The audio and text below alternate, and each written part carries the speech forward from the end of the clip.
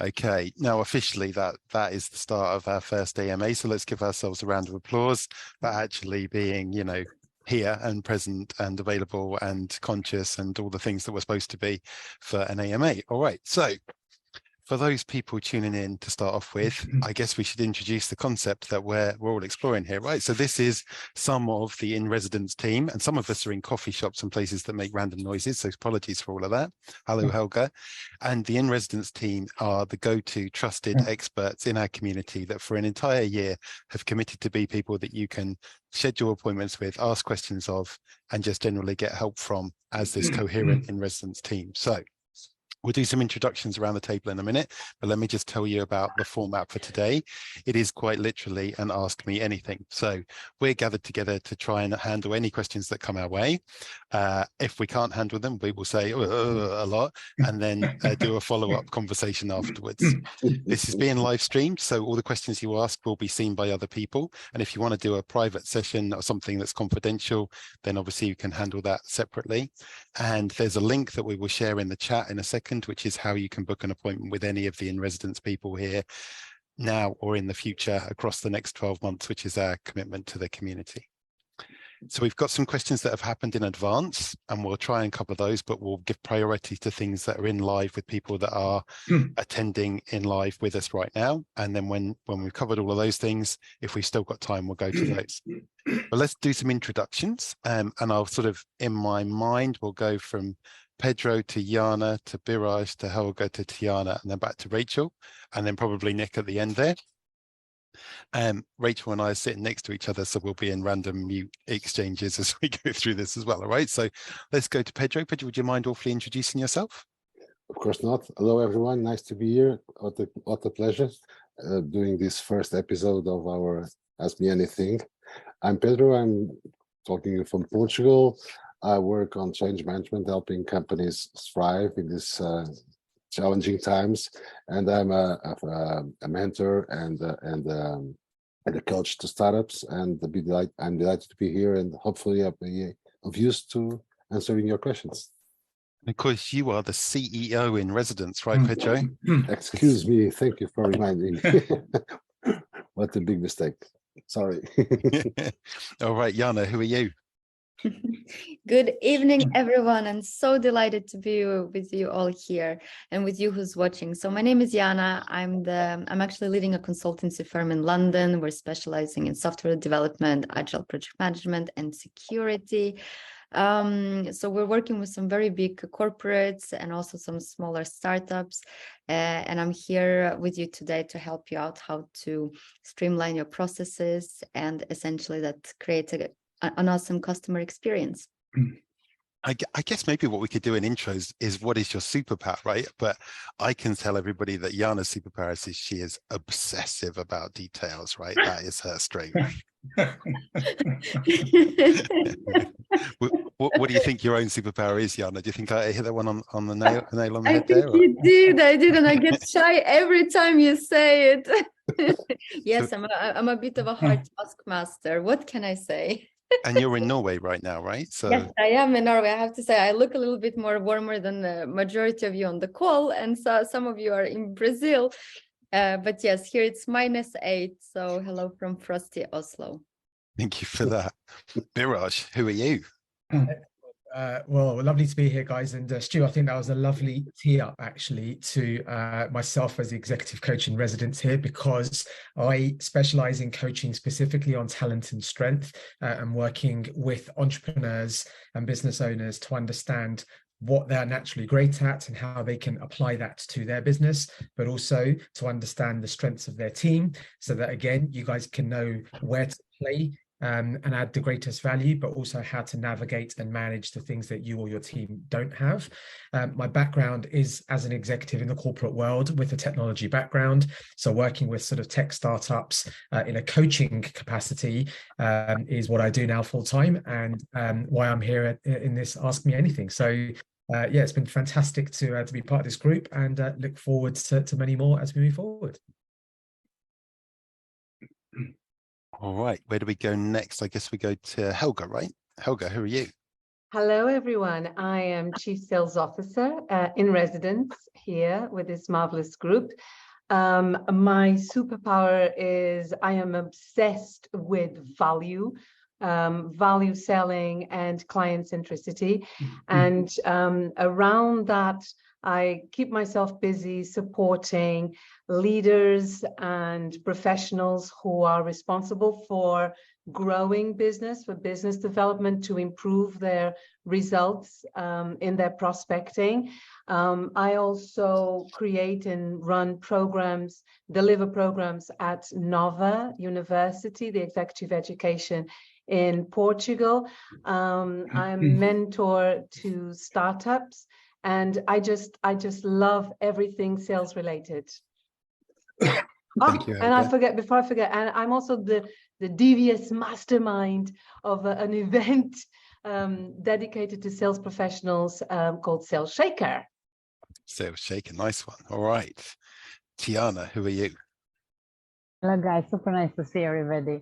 Yes, super warm here in Brazil. I can make some people jealous. I can imagine.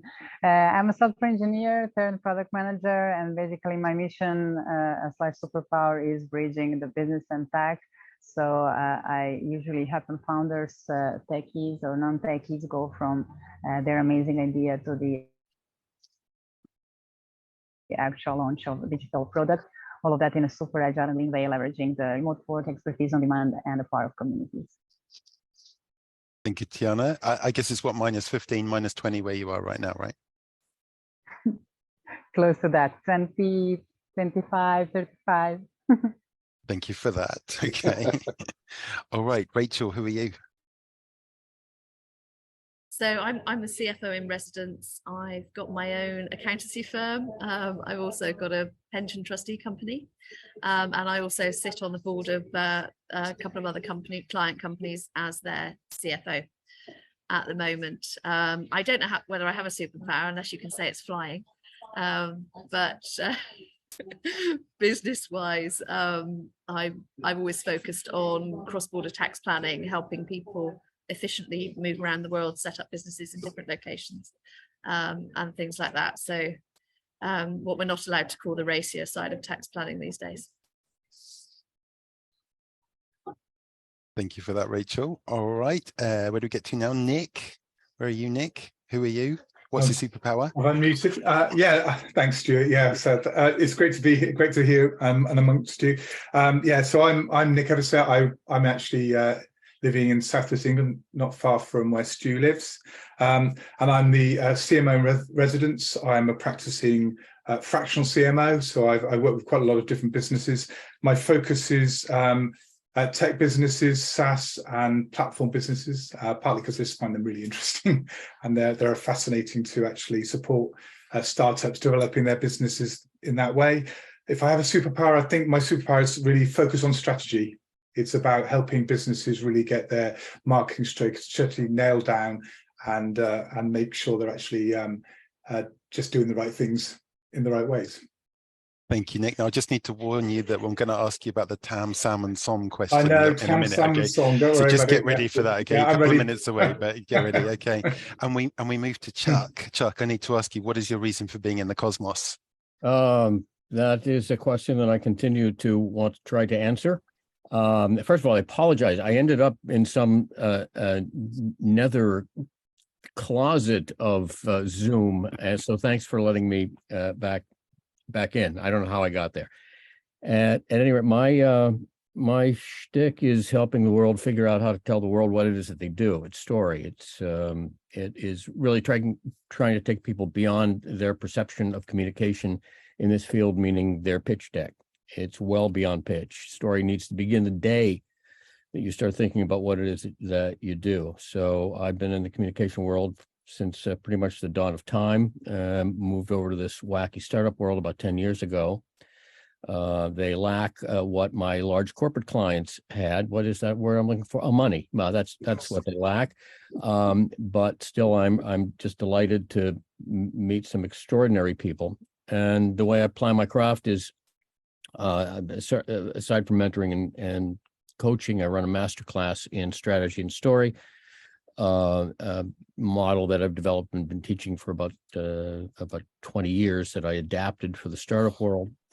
I have a book that's coming out, I hope in the spring. Please, everyone, buy at least 12,000 copies on this model that I've developed. I also run a global entrepreneurial roundtable. That was my cat, who is also part of this enterprise. You're just bringing extra characters into your story right now, aren't you? I can see it. It just always wants to be in my face. And so I run a masterclass. A couple of you have been there already. I run it on Wednesdays at 1 o'clock, and we've had an extraordinary number of connections and collaborations. I'll put the information in the chat room.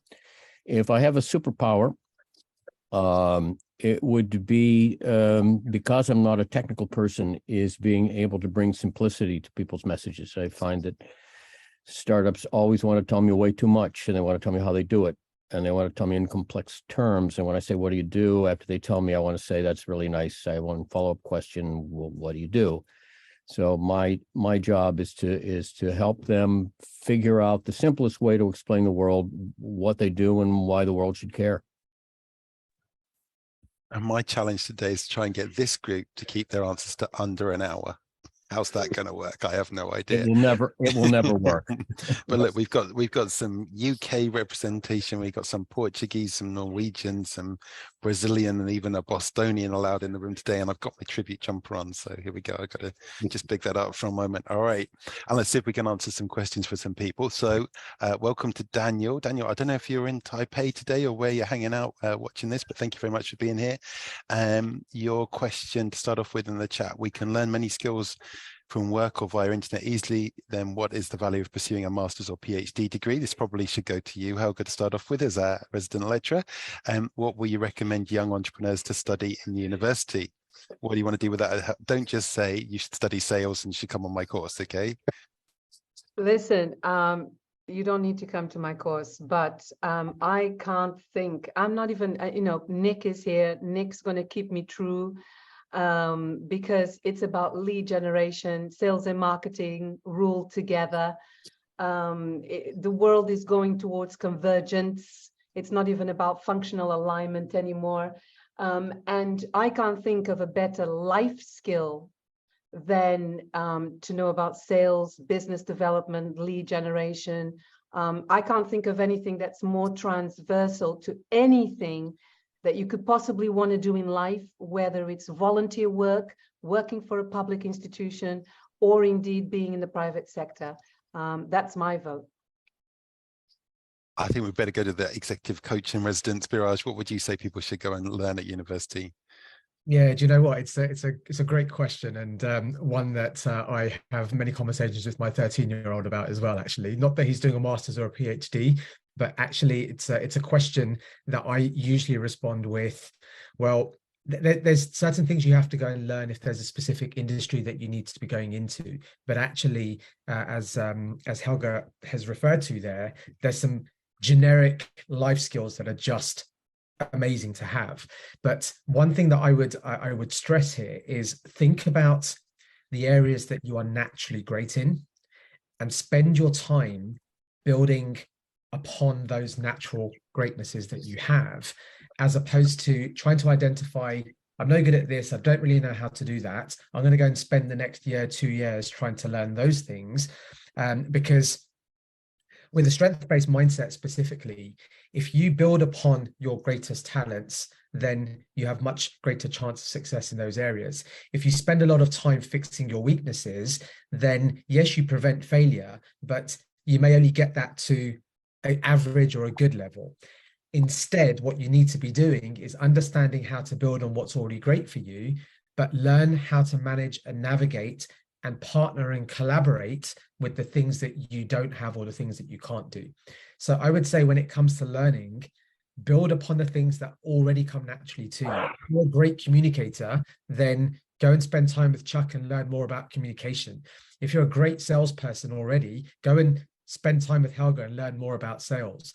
But don't be a great salesman and spend the next year trying to learn something that doesn't come naturally to you. If you can partner and collaborate with someone who is the best in that area and can add the greatest value to you and your business in that particular area. So in a roundabout way, figure out what you're great at and go and spend time learning more about that, and learn how to partner and collaborate with the people that have the things that you don't. Nice answers. All right. Chuck, you were specifically mentioned in Biraj's answer there. So let's see, what would you advise people going on to do at university? The non-conventional. If you're going to be a well-rounded and person and be a good CEO, I would say learn to write.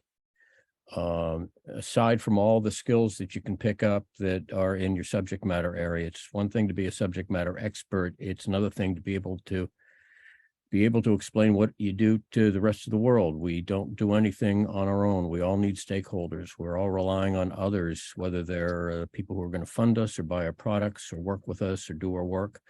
And to be able to explain clearly what it is we expect from them and what our vision is a fundamental skill. So communication, I think, is at the core of anything that you're going to try to do to become successful. So do that. And also, while you're at the university, spread yourself out, take a film course, go swimming, be a well-rounded person, because I have really not found anyone who's really successful in this entrepreneur game who isn't basically a pretty good person and a well-rounded person.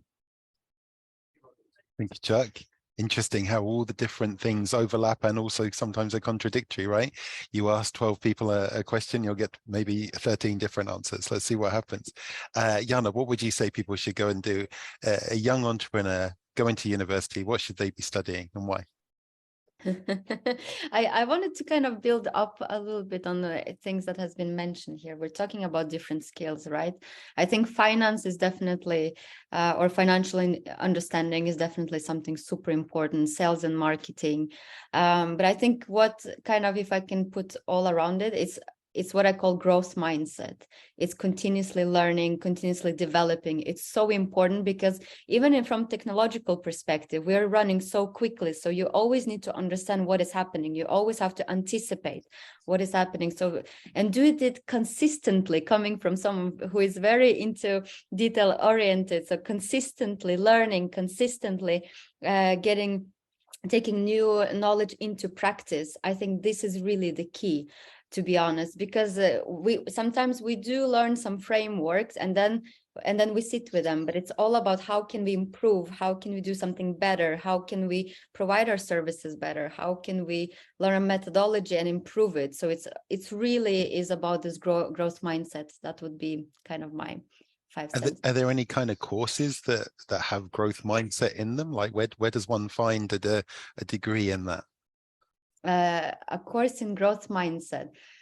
That's a good question. I think I will a growth. I have to think. It's an AMA, right? I can ask anything.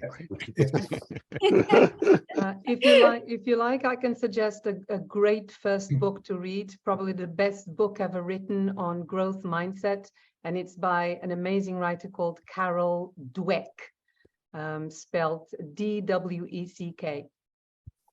Okay, it's nice. The Bible for growth mindset. Somebody can drop that in the chat. That would be awesome. So let me just add one thing, because I agree with everything. I think that's actually 2 things. Anything tech related and sales, definitely on the hard skills. Definitely communication.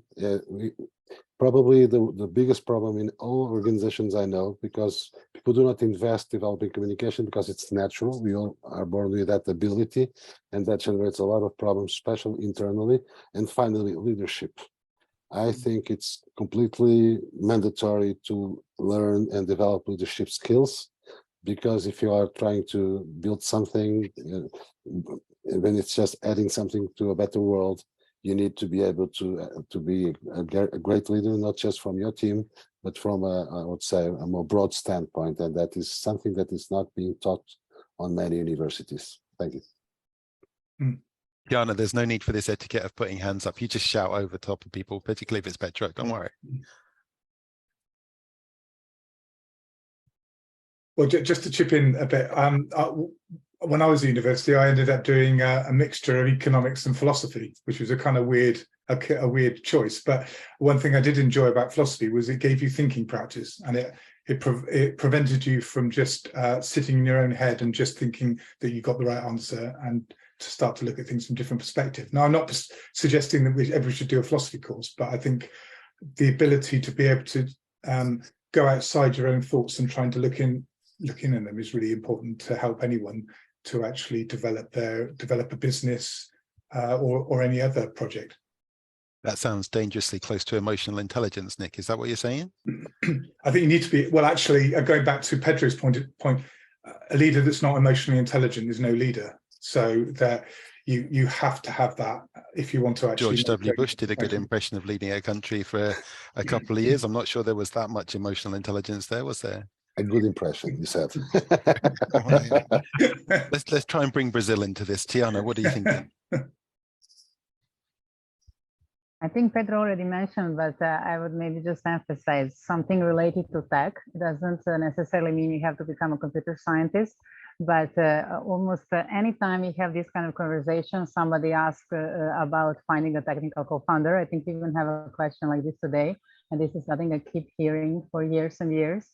There is this huge gap between business and tech that actually is part of my daily work, but definitely would help if people would have a bit more of technical background. Again, you don't have to be a coder, but just to understand this a bit better, because we are just moving forward into the world that is more and more digital, and any business organization, any solution is at least partly digital.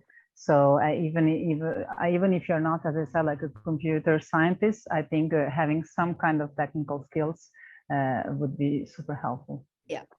Mr. Chairman, our questions are piling. I just love this one though. I love this one. It really speaks. I mean, obviously Daniel's asked it, but it also speaks very much to the future of work, right, and what we're interpreting and becoming. And just before I get to Rachel and ask what I'll call at this point, because there's no CTO here, the resident geek of our conversation to talk about it, right? And I say that with love, obviously, because Rachel's done a maths degree and she's got a lot of detailed kind of brain for that sort of stuff. But we did a webinar about the future of work and education maybe 2 years ago now, and one of the principal architects from Micro Focus over there on the West Coast was representing technologists on that talk, and we asked everybody kind of this question, the godparent question at the end of the webinar: what would they recommend that my 10-year-old daughter at that point should be studying for her future in the workplace, which will start in sort of 8 to 10 years time. And I thought he was going to say, you know, Biraj has got a coding school, right? I thought Biraj was going to say you should learn to code. I thought Dave was going to talk all about the geekitude of everything and how it's very important. And he just looked at the camera and he went, you don't need to learn anything tech. That's all nailed. It's getting automated beyond the point where you're going to need to know anything about anything to do with code. He said, what you need to think about is how to extend the human experience.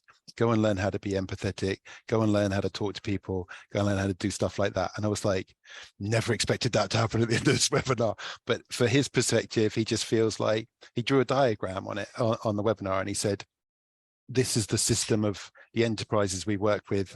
We automate stuff within this system. This little circle here, this is what he calls the last bastion of human existence, which is the bit they can't automate yet. He said, and that circle gets smaller and smaller and smaller every year, to the point where there doesn't really need to be a human in an awful lot of these enterprise systems.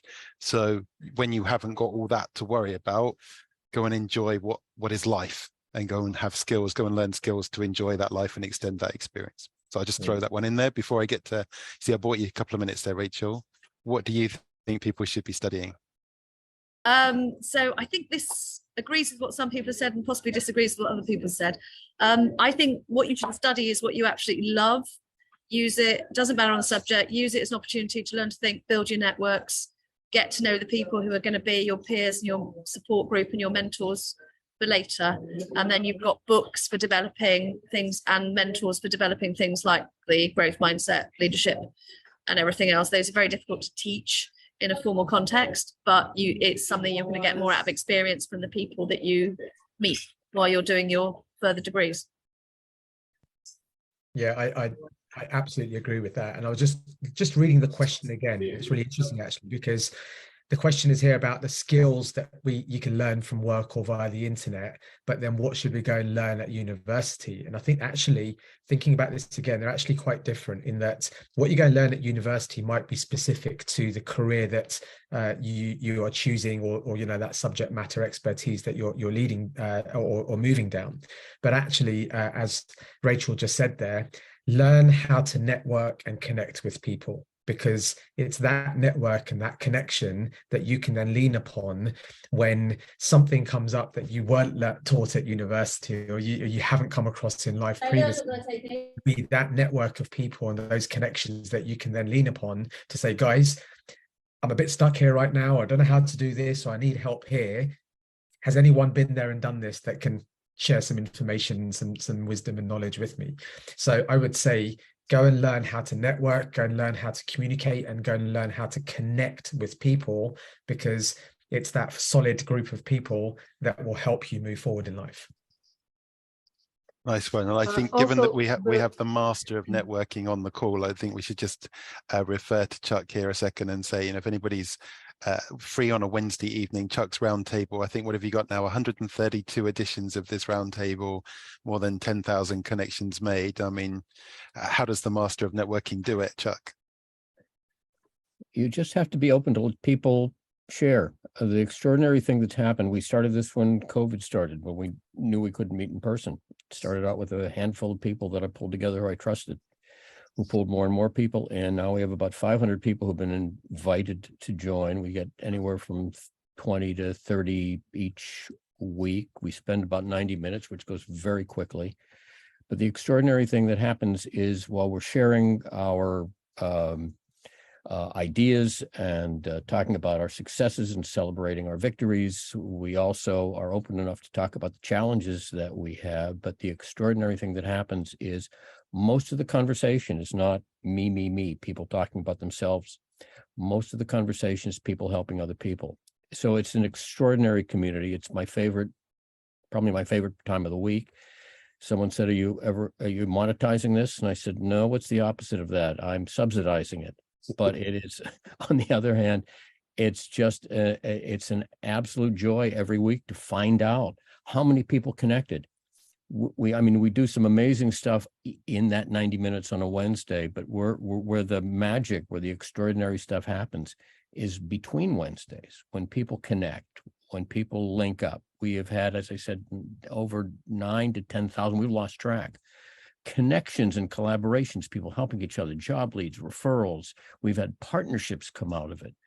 It's just been extraordinary to sit and watch, and I'm really delighted and proud that I was able to pull some extraordinary people together.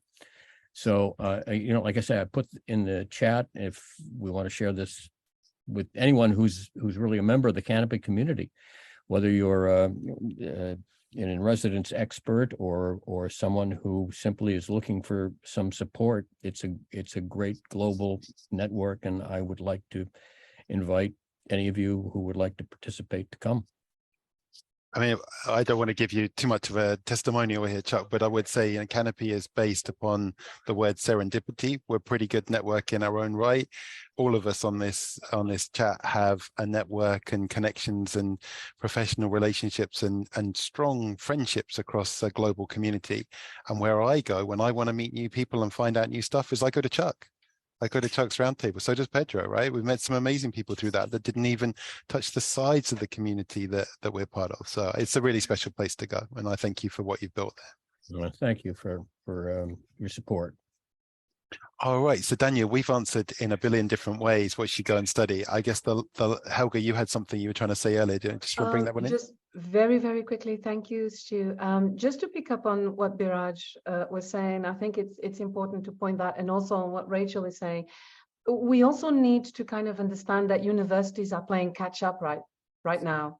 Universities are trying to understand what they should be teaching the generation of our children, sort of the next teenagers. And then, and so, what we study at university today, I'm absolutely confident that's not going to be what you will be able to study at university, and you should be able to study at university in the next 2 to 3 to 4 years.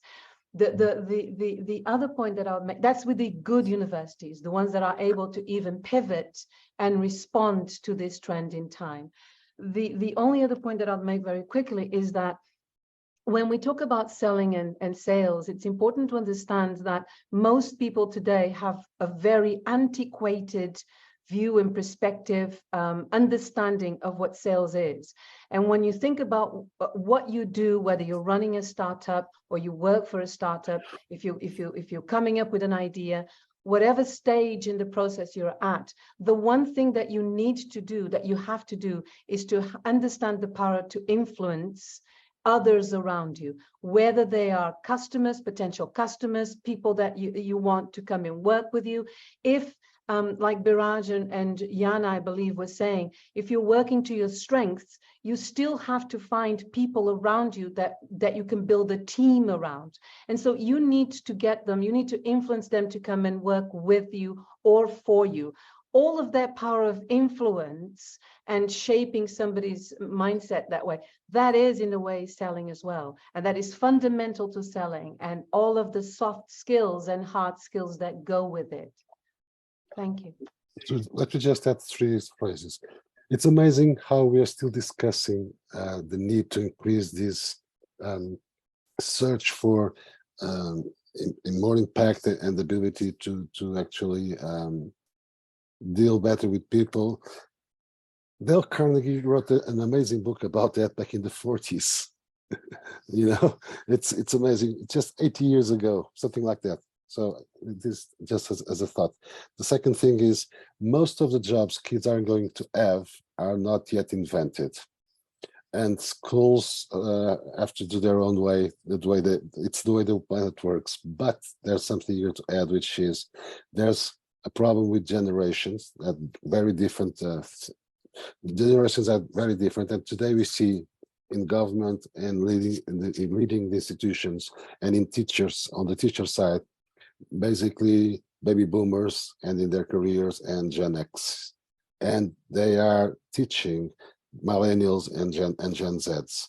And for those who are interested in study things about this, it's quite easy to understand that it's completely to a certain extent it can even be very problematic, because the type of motivators and the way people connect and a lot of different other things are so different that it's amazing how we still haven't opened university and the university or school as a whole, from the governments down, to a different approach and bringing in other stakeholders to have this discussion, because we are just replicating models that are 30 to 40 years old.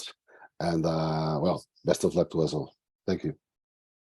Thanks, Pedro. All right, Daniel, I hope you're getting something out of this. And in answer to your question, yes, you can watch this all back. It's going out on Facebook Live on the Canopy Lisbon page, so you can see that recording ad infinitum. Now, Nick, I'm going to ask you to cover off Daniel's other question in a second, and Biraj Brian's question there.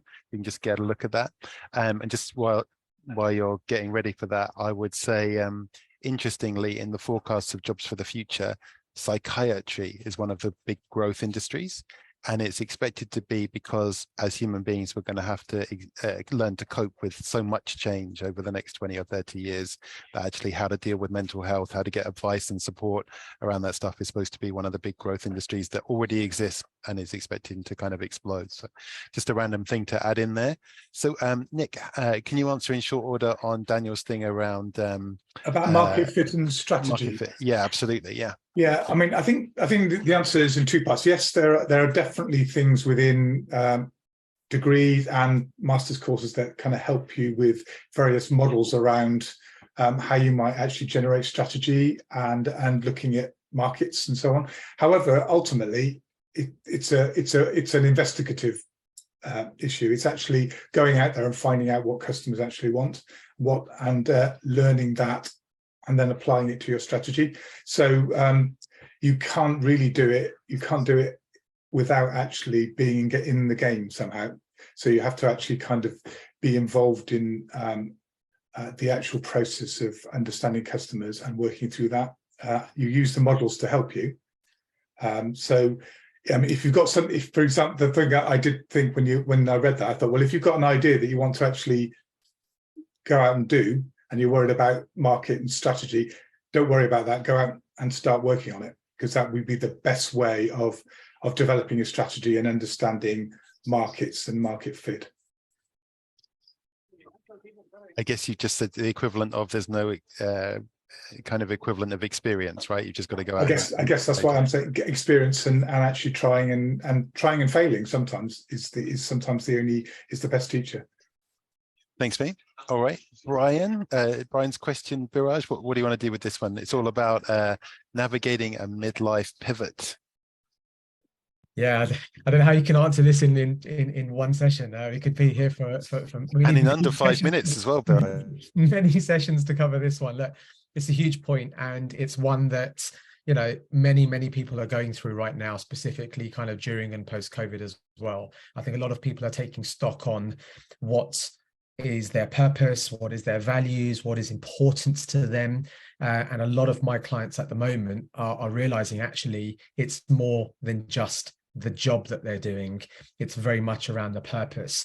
I recently posted a video on my socials around the change in expectations, and those expectations are moving from my pay packet to my purpose, for example, or from my boss to my coach or my mentor, or from my job satisfaction to my personal development and growth. So a lot of this is very much centered around, well, okay, why is that change happening at the moment for you? What's going on in your career, in your life, in your thought process that warrants a change? Maybe it's a forced change because people are going through redundancies or whatever. Maybe it's an optional change, in which case, what has led you to want to make that change in the first place? But then it's very much around kind of your focus and your expectations of your well-being moving forward. And well-being in particular really comprises of five key elements. Apologies. Number one, the career element. What is that thing that motivates you to achieve the goals and satisfy your purpose in particular? Two is the social element. Do you have the right relationships around you, both personally and professionally, to be able to help you and support you as you transition through this next phase of your life? The next one is financial then, right? Like, where are you from a financial perspective? And do you have the luxury of taking some time out to really take stock of what's important to you? Or actually, are you in a very different financial situation where your decisions are going to be made according to that? You've then got the community, and we've touched upon this already. Have you got that community around you to help guide you in the ways that you need to? They could be mentors and coaches. They could be friends and family. They could be, Canopy as a community, for example. Sometimes being and feeling part of a community can really help that transition into the next phase of life. And then finally, the one that I think a lot of people kind of almost push to one side is the physical side as well. What are you doing in terms of maintaining your own mental and physical health and strength as well, especially given there's so much around kind of mental health awareness right now, and something that, I myself maybe didn't realize so much, but thinking back, probably did suffer in some way, shape or form as I was transitioning from what I was doing previously to now, is that you have expectations. I have a young family, I have bills to pay, and these worries and these kind of things that you generally feel nervous about, other people are going through exactly the same thing. And so going back to a community of people that you can share those feelings and thoughts with, can then help you transition as you move into that next phase of life. So there's a lot to consider there. And if that's something that you'd like to talk more about, then more than happy to kind of take it offline. But there's multiple facets and elements to think about as you navigate through that phase of life. Thanks, Biraj. Now I'm going to come to Rachel and Yana in a second for the last question there from Adrian.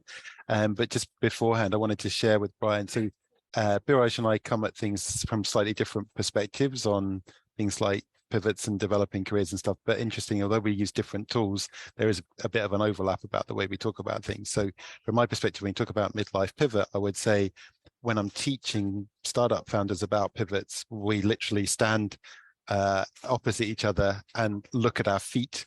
And a pivot is where one foot stays still and the other one moves. You don't move both feet at the same time. A pivot, you can then change again and move the other foot, but that's how you're balancing off of one thing, which is strength. And what I do personally is I do a perpetual and rolling view of strengths and weaknesses in my world and me as an individual. And I actually open myself up to do this on the master's course that I teach on, is I get the students to evaluate me for strengths and weaknesses in my role as a lecturer. And when I'm looking at pivots that I do, I build out on strengths. I leverage the strengths, I leverage the assets I have to maybe try something different. And I work out how to manage out the weaknesses, either by accepting them as weaknesses and just living with them, by managing them and changing them and kind of growing a little bit into those things, or actually by doing what we call inverting a weakness, which is a silly thing which may spark something for you, I don't know, but I'll share it with you. It's the idea that in one room something could be a weakness, but in a different room the same attribute can actually be a strength. The silly example I use to bring it home to the students is the idea that you can't see on the camera, but I'm 6'6", I'm reasonably tall, and my wife is 5'2". For me, being 6'6" is actually a weakness because I don't fit in half the cars I want to drive. Buying clothes is incredibly awkward and expensive, and I've hit my head on a lot of doors. It really is a weakness. Look, there's literally dents in here, right where I hit my head on it. In our kitchen, our cereal is on the top shelf. And for my wife, that's a bit of a problem. And my kids, who are as tall as my wife now, they can't reach the cereal, but they like cereal. In the kitchen, I'm a freaking god, right? Because I can always get that cereal down, no problem. So the trick is with that weakness to invert it is spend less time in car showrooms and more time with cereal. And as long as I'm in more rooms with cereal that needs to come from the top shelf, I'm a god. The moment I keep putting myself in car showrooms, I feel like a failure because nothing works. So maybe that'll help, maybe it doesn't, but I'm just sharing is caring. Right, so Rachel, to you first then, as an employer, this question from Adrian, how do you find a career in this economy? Stuart, I think Chuck would like to add something, and I imagine why. Oh no, I forgot there's two Colombos on the same call. Okay. Chuck, you're on mute, buddy, you're on mute. All I was going to say is the good news is on Zoom, we're all the same height. That's all I had to say. We still manage to have dinner together, don't we, Chuck? Right? We do. Yeah, absolutely. We do. But if I could just throw in about that last statement is, I mean, the parallel between what we do personally and what we think as entrepreneurs, it's all about pivoting. So, I mean, in many ways, all of us in all of our work, we are always startups. We're always looking for ways to change our direction, read the roadsides. So I think that that's a perfectly logical question to ask in a community like ours. I definitely feel like a work in progress. I don't know about the rest of you. I don't know. But based on my experience, I would just share one thought. Keep a sound conversation with yourself while doing the pivot. I think that's really, really important. Keep a sound conversation with yourself doing that, and with others if you can, but at least with yourself. All right, Jana, just quickly from you, then, and we'll turn to Rachel. Yeah, can I just finalize everything that was mentioned here to Brian? But I would say life is so short, maximize it, do whatever you want to do, try it out. There will be so much learning, and we're always changing. So just embrace it. So whatever you want to do, just do it. Thanks, Jana. Nice to get a bit of Nike advertising in there. I like it. All right. So Rachel, as an employer, could you try and tackle Adrian's question here? Yeah, so I think there's probably two different angles to this. One is, if you're looking for a very specific job, or if you're just trying to go out in the job market and find out what's right for you. I think as an employer, what you really want is someone sitting in front of you with enthusiasm, who understands, who's made the time to understand what they're going to buy into. Particularly if you're going, well, I guess if you're going to a smaller business or a specific team in a bigger business, the people who are working with you want you to show up and give 100% most days. So you need to understand what it is that you're there for. Most people will want someone who's happy to go in with ideas, think about how things can be better. So you don't necessarily want to turn up at an interview and tell someone that they're doing everything wrong, but be someone who's sort of flexible of mind, but also curious, and wanting to find out about the business, so that, you know, just to be interested in someone that you're talking to in an interview, I think goes a very, very long way. Also, I don't know about other countries, but in the UK, we've got such a skills shortage. If someone who is very able and enthusiastic turns up, they've got a really good chance of getting a job at the moment. Thanks, May I Rachel. attempt to just add a perspective there, please? Of course, go for it, Helga. And then we'll go to Jana, and then I'd really like to get Tiana's perspective as a kind of more freelance perspective on this. Beautiful. So you're selling yourself to that HR person. That HR person is going to have a brief, an understanding of what it is that they're trying to contract. So my recommendation is, I think, because of the Great Recession or the Great Regret, wherever we're at the moment, in terms of HR and talent and hiring, the fact is that if you're looking for a career, and we're all here, I believe, encouraging you to do what you love, Adrian, look for a company that you feel you can align yourself with in terms of the values that company represents. You know, obviously do the research around that company, pick the company that you want to work for, and then understand what it is that you can contribute, how it is that you can contribute to that company's growth, to that company's sustainability, whatever their goals and objectives are. If you are very good at a particular role, then you go out there and yes, of course, it's important to be enthusiastic, but focus on the value that you can contribute to that role and how it is that you can do it better than anybody else. Because that's what they're looking for. They're looking for you to understand how you can come in and contribute to the success in that role. And that's where your focus are. When you start talking about, oh, you know, I'm great at Excel or I'm great at PowerPoint, I mean, that's wonderful. But what does that do for me? So be able to elevate the conversation to you explaining, to you communicating how it is that you can execute or perform at that role and help that company to achieve those particular objectives better than anybody else. And only you can do that. Maybe I can add to that as a suggestion, read about the concept of productized services. Even if you're not going to actually do that, you're not going to go into consulting at this point probably, but just at a job interview to try more to think about your expertise as a service that you're selling. And instead of trying to check all those bullet points that are over there as requirements in a job post, try to explain what kind of solution you can bring to the pain point that your potential employer is having at the moment. I think that might actually differentiate you from the other candidates who are just trying to do check, check, check. 100%. On that point of differentiation, your differences are also your advantage. So really emphasize that. You know, be proud of your differences. Be proud of what you bring to the table that other people don't bring to the table.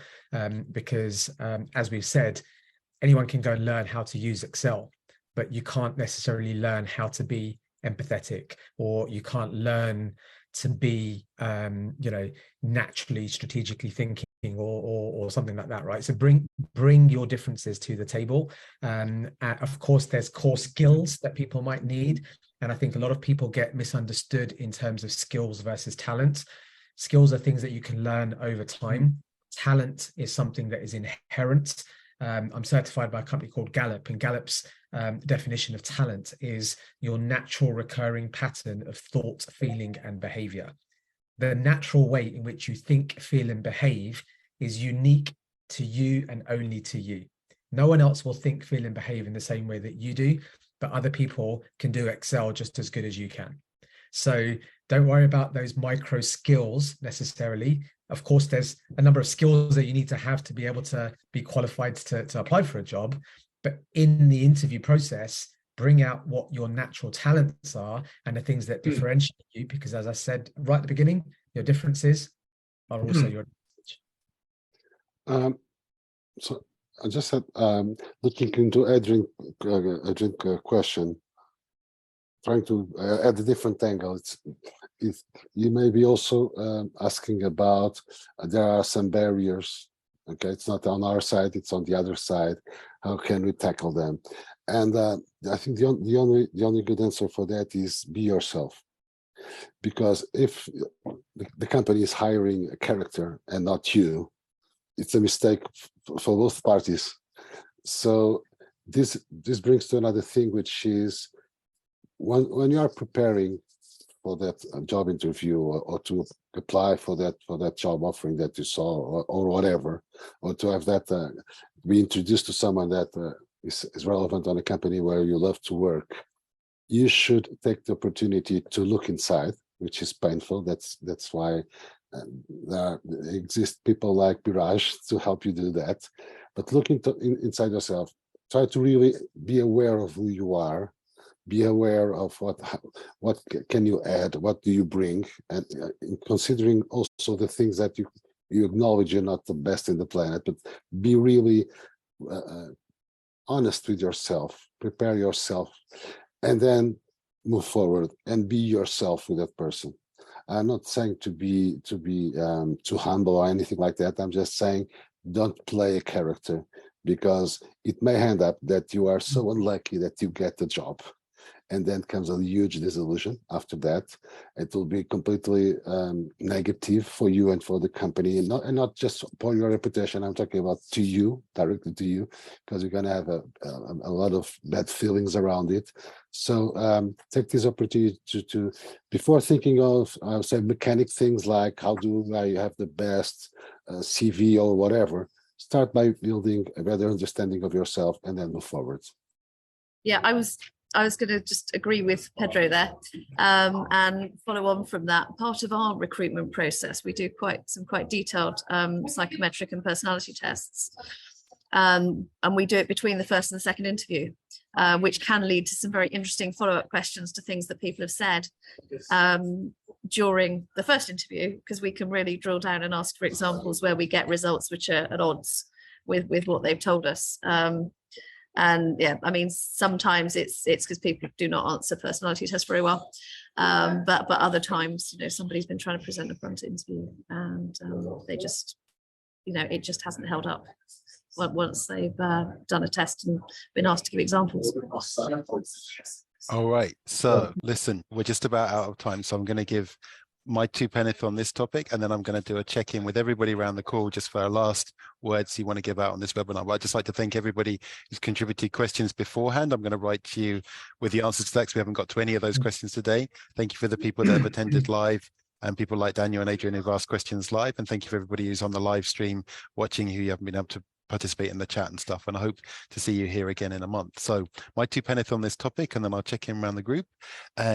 Firstly, from a getting jobs perspective and kind of making a breakthrough in careers, I can tell you, if you look at my LinkedIn, it's got something crazy like 63 different roles that I've done in the last 20 years. I can tell you in all that time, I've had maybe 2 job interviews, and everything else has been through referral, word of mouth, and network. And that is not just who you know, but how they know you. And if I take an example of what company do I want to work with, let's say I looked up on LinkedIn and I saw Microsoft, and I went in there and I'd find 15 people that knew me in some way, shape or form, and I'd speak to each of them about Microsoft, and I'd see if one of them could advise me where to go. And that network effect of actually introducing you warmly into something and hand-holding you to understand the culture and stuff is huge. And all those 63 experiences in there have pretty much come from that kind of thing. And I thank everybody who's helped me in that. And I think I've helped and reciprocated in kind many times over as well for many people. Then the contrarian view, which if Damien Lampkin was here, he would probably reinforce. Some of us are just unemployable. You're not supposed to always get a job. Sometimes you just have to make your own job. And, I've been an entrepreneur and a founder since I was 26, and I've worked with thousands of entrepreneurs and founders all over the world. And just like Damien and me, and, many of those people, you would never give a job to. That's why they're founders, right? We're restless, we're impatient, we're not necessarily sophisticated, we can't communicate well at times, we're incredibly passionate, and we're annoyed about stuff that we fix in the world. that's not good employee type territory, right? And maybe, Adrian, the reason you're having trouble with some of this is because you're supposed to be a founder, not an employee. So I'll just add that contrarian thing in there for a second. So I really appreciate everybody on this call, not just for being here, but for the kind of views that you've brought to everybody today. And I hope the first AMA has added value to everybody that's watching it. So just check in with each of you. Last thing you want to say, Pedro, I'm going to go to you first, 1 minute or less. What would you like to say? And I'm going to chuck 1 minute or less, okay? Because remember, all these people are waiting, okay? All these people are waiting. What do you want to say, Pedro? I just hope these answers were relevant for the questions. I wish we had more time to give more to actually answer more questions. But I'm looking forward for the next month's Ask Me Anything episode, and it's an incredible pleasure to be here amongst so many brilliant people, including the people that were kind enough to come here and put their questions. Thank you, Pedro. Chuck, you know you're on mute, buddy. You know you're there. You know, I swear I was never. No one was ever going to say you're on mute to me again. But I just pressed the button every time. I'm just delighted to be part of this group. Look forward to contributing and just learning from a lot of interesting people who are smarter than I am. So I'm off to my roundtable. So I'm going to anyone who wants to join. It starts in a few moments, but we'll see everyone soon. Thanks, Chuck. See you later. Tiana and then Yana. As a message, I would say keep building your expertise and be the solution, so the problems would find you. When I say problems, I mean the customers and the potential employers. Be the solution. Thanks, Tiana. Yana and then Biraj. Okay, I'm gonna be short, but I still want to give some advice to Adrian. So again, we talked a lot about skills, and skills, they are learnable, but character is not. So build your character, be positive. Again, growth mindset. And in terms of the blocker that you mentioned, it is true. They are blockers in terms of your CVs, and your CV has to be picked up. So how do you do it? You sharpen your CV, whatever position you want to apply to, sharpen it, make it so you have like those buzzwords, because a lot of HR systems, they work on this buzzword, so your CV has to stand out. So that's how you kind of practically how you do it. And then in the next stage, when you go to an interview, just be really positive, be prepared, and again, really highlight how you can contribute to the company's success and what you can bring to the table. So again, character, after I think this year I had around 50 interviews, I think character is so important, because skills are always transferable, and I can always upgrade my employees. So I hope this is helpful. Thanks, Yana. Biraj and then Nick. Yeah, definitely. So firstly, Stu, fantastic initiative this is. And I would say just very quickly, you go to the Linktree link, there's 12 people that you can reach out to straight away for any help and advice that you need. I wish I had this type of network 10, 15 years ago to be able to call upon.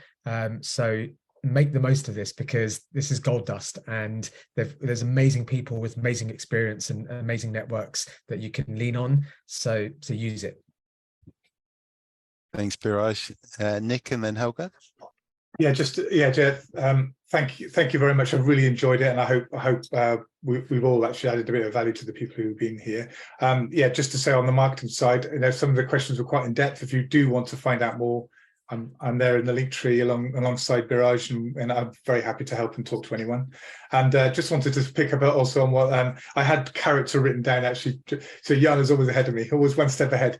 And I think good character is so important. And I think what I've realised as I've grown older, that actually what I need to do is find people of good character to be with, and avoid the ones of bad character, and to try and develop myself to be that person for the people around me too. Nice reflection, Nick. Thank you for that. Helga and then Rachel, bring us home. So I think I'll just thank you again. It's been lovely to see this interaction, especially from everybody who's joining us. Thank you so much for that. I would just add here what to me is important. Everything that everybody said here is so relevant. What I would say regarding the focus of your conversation, whether you are in an interview or any other situation, I think too many people are still focused on characteristics, and you elevate a conversation to a different level when you are able to think about, if you're thinking about a particular characteristic or a skill, if you can translate that into an advantage. It's such a simple thing to do when you learn how. And remember, there is a difference between an advantage and a benefit.